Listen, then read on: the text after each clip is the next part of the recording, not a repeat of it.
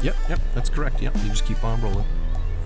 You got it. Control the roll. So, and you are controlling the roll. So you're not taking your foot right off the brake. You're just taking a little bit of pressure off the brake and letting it roll in a controlled way so that it just touches the curb and that locks you in place. Pardon me? I was like, did I touch it already? If your foot comes right off the brake and you're not rolling anymore, then you're touching the curb. Yeah.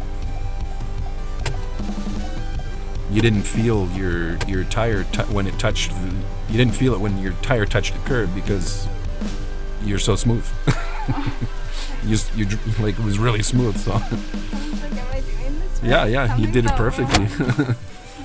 There was no bounce at all, like no bounce. So, No. and if that's the case, if you're not sure, just take your foot off the brake, just to see. I just thought I was getting it wrong. So I was like, why is my car going crooked? Oh, like, yeah, just that's normal. Okay, I This was is like, normal. why am I like angled? This is normal.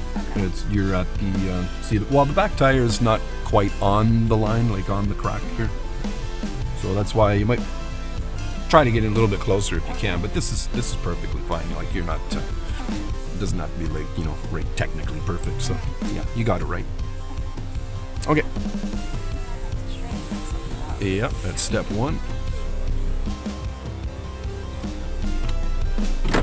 Into drive is step 2. Smog is step 3. Awesome. Okay. Now we're going to go and practice your forward and reverse parking. So let's make a left turn over here.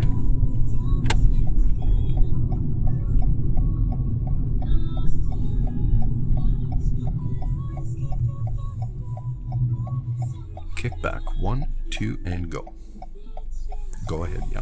If you wait too long, then they might just get impatient. Guy behind you, if he sees that you can go and you're not going, he's beep beep.